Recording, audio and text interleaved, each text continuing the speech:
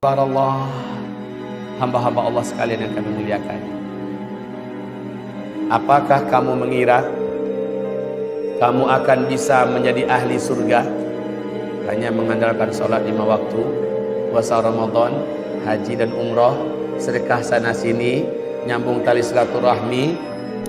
Apakah kamu kira kamu akan bisa menjadi ahli surga hanya mengandalkan karena kamu sudah pakai jilbab, karena kamu sudah berbakti pada suami, karena kamu sudah banyak sedekah? Apakah kamu kira kamu bisa masuk surga karena rajin tahajud, rajin duha? Apakah kamu kira kamu akan bisa menjadi ahli surga?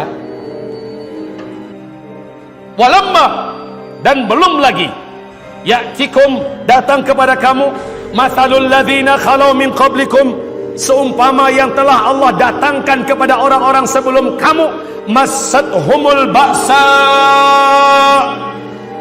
Allah datangkan kepada mereka al-ba'sa. Ini yang pertama, Allah datangkan kepada mereka al-ba'sa. Yang kedua, Allah datangkan kepada mereka ad-dharra. Yang ketiga, wazulzilu, Allah datangkan kepada mereka zilzilu, az-zilzal. Ba'sa, dharra, zilzal. Kamu harus lewati yang 3 ini dulu, baru kamu bisa masuk surga. Orang-orang sebelum kamu sudah kami uji mereka dengan ba'sa, dengan dharra dan zulzilu. Mereka lulus, yang luluslah yang akan menjadi ahli surga. Puasa, bagus sudah. Sholat 5 waktu, bagus sudah. Pakai jilbab, bagus sudah. Tidak makan riba, bagus sudah. Tapi yang 3 ini wajib dilewati. Kamu ingin masuk surga, mau nyampe surga, iya, harus lewati ba'sa, dharra, zulzilu. Kalau enggak, mustahil, hil. Harus lewati 3 ini. Ba'sa itu apa? Dharra itu apa? Zilzal itu apa? Ketahuilah, ketiga-tiganya ini Al-Hafiz Ibnu Katsir di dalam kitab tafsir Al-Quranil Azimnya menjelaskan, yaitu ujian iman yang Allah datangkan kepada orang-orang beriman dari para penguasa yang zalim dan jahat. Baik itu penguasanya kafir atau penguasa muslim tetapi jahat kepada orang Islam, yang targetnya adalah menimpakan ba'sa, dharra dan zulzilu.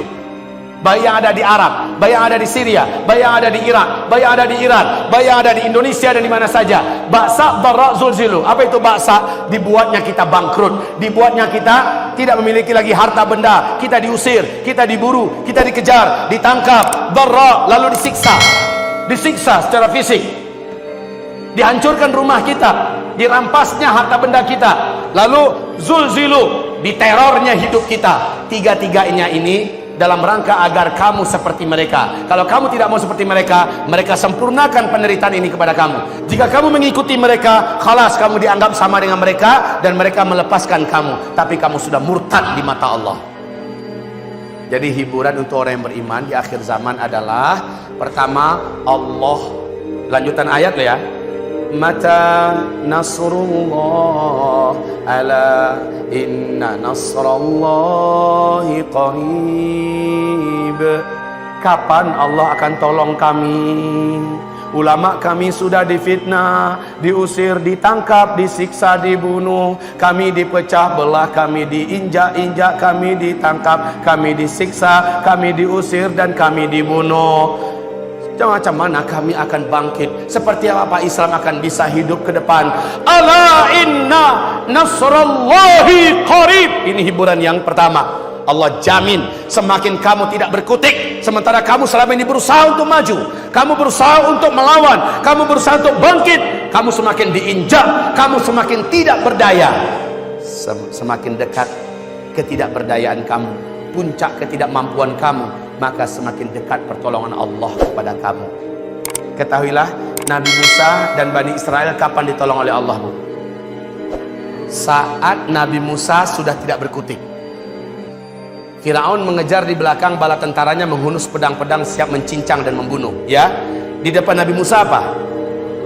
Laut merah yang sangat luas dan dalam. Menjemplung ke dalam laut, mati.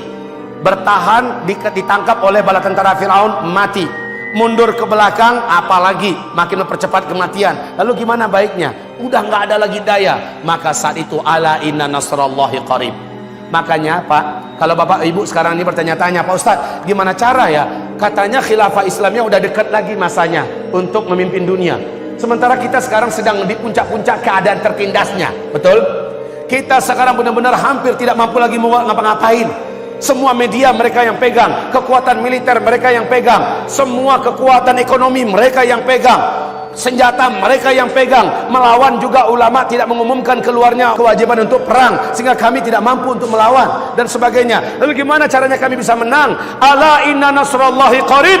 Ketahuilah, semakin kita tidak berkutik, semakin dekat Islam dimenangkan oleh Allah, karena Allah langsung yang turun tangan di muka bumi. Nabi Muhammad kapan pertolongan? Ketika 3 tahun berturut-turut Nabi diembargo di Mekah. Seluruh sahabat kelaparan selama 3 tahun. Tidak sedikit yang meninggal dunia. Bahkan yang termasuk meninggal dunia dalam embargo 3 tahun berturut-turut itu adalah Bunda Khadijah, Abu Talib. Tidak sedikit sahabat-sahabat yang juga meregang nyawa saking beratnya ujian itu. Lalu solusi datang dari Allah, hijrah kalian. Dari sejak hijrah, Madinah akhirnya menjadi kota yang diperintah oleh Rasulullah, dan kekuatan akhirnya menjadi nyata. Akhirnya Futuh Makkah ditaklukkan, dunia akhirnya 2/3 dikuasai oleh umat Islam. Itu di puncak Nabi Muhammad tidak berdaya, para sahabat tidak berdaya. Pada akhirnya hiburan untuk kita ketika kita di puncak Ba'sa, Dharra, Zulzilu, kita sabar, kita istiqomah, kita tidak mau tunduk, kita tidak mau menggadaikan agama kita tidak mau murtad apalagi jadi munafik, kita tidak pernah mau. Maka semakin kita di puncak ketidakberdayaan, semakin dekat kabar baik dari Allah untuk kita bahwa Indonesia akan kembali bersyariah dengan izin Allah. Dunia ini akan kembali berkibar khilafah Islamiyah dengan kehendak Allah. Allah pasti menangkan kita. Ini hiburannya pasti, Pak. Ibarat matahari mau terbit, bagaimanapun kekuatan kafir timur dan barat bersatu untuk menutupi cahaya matahari agar matahari tidak menerangi bumi, yang matahari tetap terbit nggak? Bisa nggak cahaya matahari dipadamkan? Bisa nggak bumi ini diupayakan supaya tetap malam padahal sudah saatnya siang, matahari sudah terbit? Bisa tidak?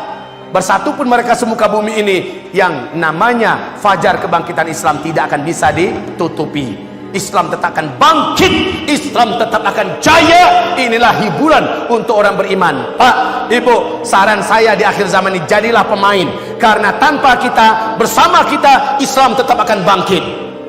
Lebih baik jadilah pemain sehingga kita ikut ke bawah oleh kebangkitan bukan kita yang membawa ya, tapi kita ke bawah. Kita sudah dekat sekali. Kata Rasulullah, Islam bangkit selama 700 tahun. Lalu Islam jatuh selama 700 tahun. Kemudian Islam kembali bangkit. Nah, bangkitnya Islam ini bisa dielakkan nggak? Tidak bisa. 700 sudah 1400. Sedang naik ini. Ini menuju naik. Makanya pusing minta ampun Amerika, PBB, Rusia, Cina, gimana cara meredam Islam ini. Makin diredam kok Islam makin kuat gerakannya. Coba lihat persatuan kaum muslimin di Indonesia terasa makin kuat tidak? Pengajian-pengajian seperti ini makin banyak tidak? Wanita-wanita yang sekarang pakai jilbab-jilbab dalam, pakai jilbab syar'i, bahkan bercadaran makin banyak tidak? Anak-anak yang hafiz Quran makin banyak tidak? Lembaga-lembaga tahfiz Quran makin banyak tidak? Orang-orang yang memadati masjid-masjid anak-anak muda jumlahnya makin banyak tidak? Makin unik dan aneh. Makin kesini Pak, se-Indonesia orang-orang muda mulai bangkit sholat subuh berjamaah ke masjid. Ini kebangkitan Islam. Maka jadilah orang yang ikut di sini, bukan menjadi penonton, jadi penonton pecundang. Tapi kalau ikut, insya Allah kebawa berkahnya. Insya Allah Ta'ala. Kaum muslimin yang kami muliakan, hiburan yang ketiga, Allah jamin seluruh umat Nabi yang istiqomah di akhir zaman wajib dan pasti menjadi ahli surga Allah Subhanahu wa Ta'ala. Ibarat hamba-hamba Allah sekalian yang kami muliakan, untuk orang yang beriman hidup di akhir zaman ini, peluangnya untuk menjadi orang yang masuk surga tanpa hisab dijamin ada. Umat Nabi ini ada 3 tingkatan. Tingkatan muslim, tingkatan mukmin, tingkatan muhsin. Muslim masuk surga tapi mampir dulu di neraka. Setelah bersih baru dikeluarkan dari neraka, baru dimasukkan ke surga. Ini level muslim. Mukmin, insya Allah dia tidak mampir ke neraka, tapi mengalami hisab di padang mahsyar. Namun hisabnya hisab yang ringan dan sederhana. Ini mukmin. Dan masuk surga juga, tetapi melewati titian sirat yang sangat panas. sampai ke seberang itu menderita juga.